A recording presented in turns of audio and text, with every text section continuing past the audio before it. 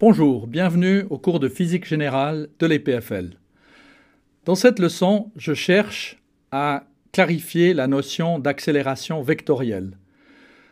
D'une manière générale, on a vu que l'accélération vectorielle avait une composante normale à la trajectoire qui était donnée par la vitesse et le rayon de courbure de la trajectoire à cet endroit.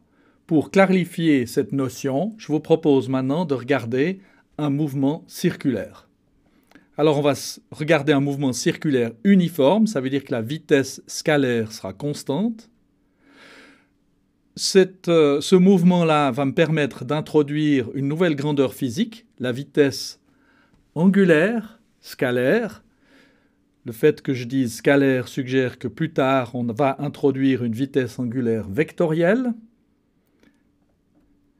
Et je vais profiter de ces résultats de cinématique pour vous montrer une propriété particulière de l'évolution dans le temps d'un vecteur dont la norme est constante. Alors, je considère maintenant un point matériel astreint à se déplacer sur un cercle avec une vitesse scalaire uniforme. Voilà, donnons-nous un cercle qui appartient au référentiel. Je me donne un système d'axes. Voilà, O, le centre du cercle. Mon cercle, je me donne un système d'axes O, X, Y. Voilà mon point matériel ici, en P.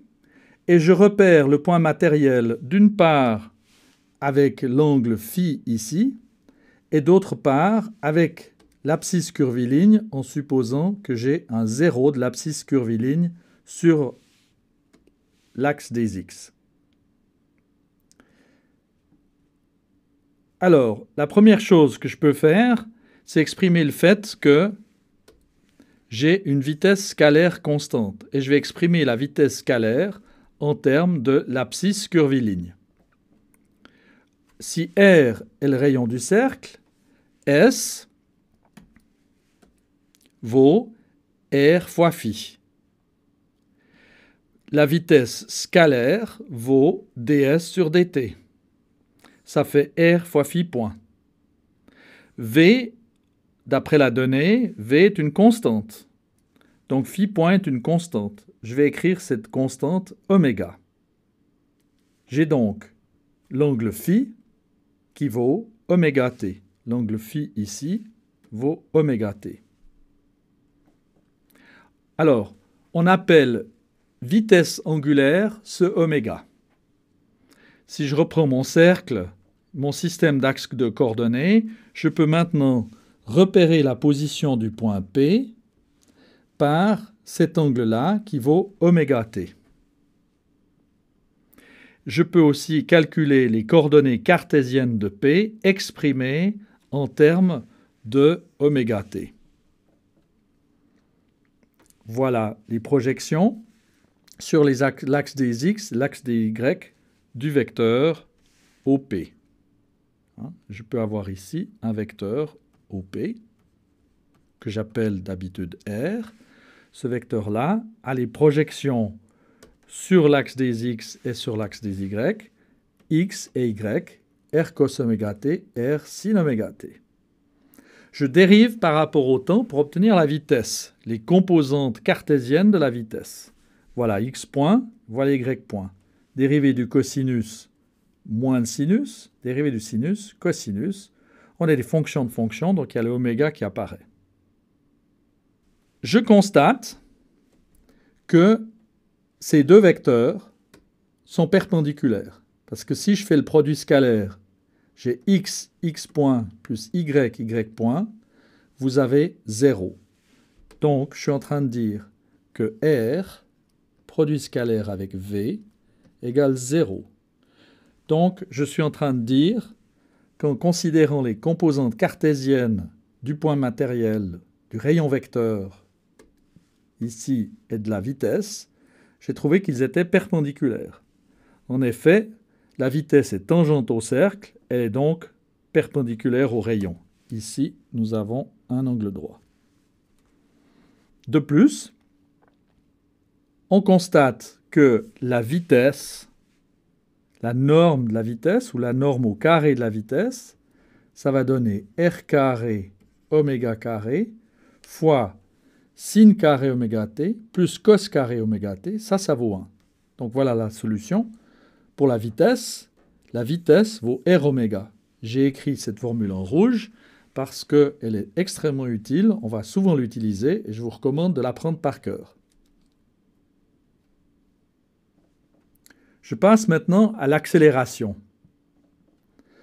Alors, je vais calculer l'accélération en utilisant les coordonnées cartésiennes du point. Voilà les coordonnées du point, voilà la première dérivée, voilà la deuxième dérivée. Qu'est-ce que j'observe? C'est que ici, j'ai un r cos oméga t et r sin oméga t. Je retrouve ces valeurs ici. Donc, x point point, y point point forme un vecteur qui est collinéaire avec le vecteur de composantes x et y. Qu'est-ce que ça donne sur un dessin? Voilà mon dessin du cercle. Le point matériel est ici. Et je suis en train de dire que l'accélération est dans le sens du rayon vecteur, mais il y a un r oméga carré moins r oméga carré devant. Donc, le vecteur accélération est dirigé vers le centre du cercle. Si oméga change de signe, si au lieu de tourner dans ce sens-là, on tournait dans ce sens-là, ça ne changerait rien. On aurait toujours l'accélération dirigée vers le centre du cercle. Et pour cette raison-là, on appelle cette accélération-là une accélération centripète. Que vaut le module de l'accélération? Le module du vecteur accélération au carré vaut r carré oméga à la puissance 4 fois cos carré plus sin carré, ça fait 1. Donc on a le module de l'accélération qui vaut r oméga carré.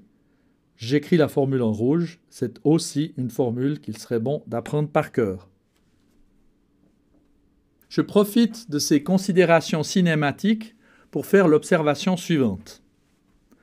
Pour tout vecteur de norme constante, on a la propriété suivante. Le produit scalaire de V avec lui-même, c'est la norme au carré, et si la norme est constante, cette dérivée est nulle. Je peux écrire cette dérivée de la manière suivante. 2V, produit scalaire, dV sur dt. Ceci est nul. Cette équation-là nous dit que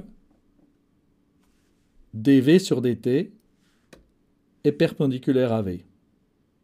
Pour tout vecteur de norme constante, sa dérivée par rapport au temps est perpendiculaire au vecteur. Premier résultat. Regardons ce que ça a l'air sur le dessin quand on considère le cas particulier où V représente la vitesse pour le mouvement circulaire uniforme. Ici, je représente le point matériel P en T. Voilà sa position au point T plus dt. Le rayon vecteur a tourné d'un angle oméga dt.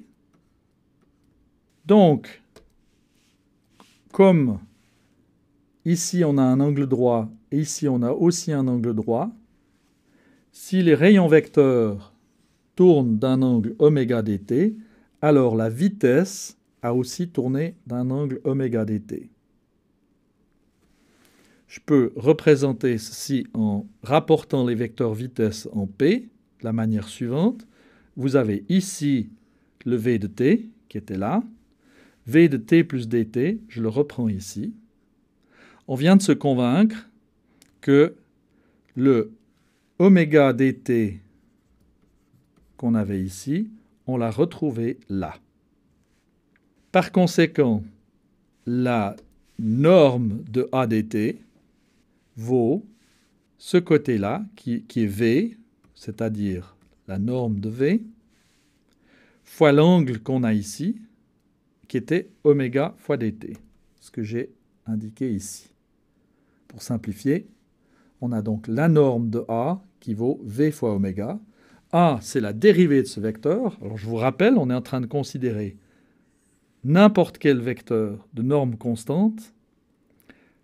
La norme du vecteur dérivé vaut V fois le oméga qui nous indique de combien le vecteur tourne, la vitesse angulaire du vecteur, du rayon vecteur ou de ce vecteur-là, c'est égal.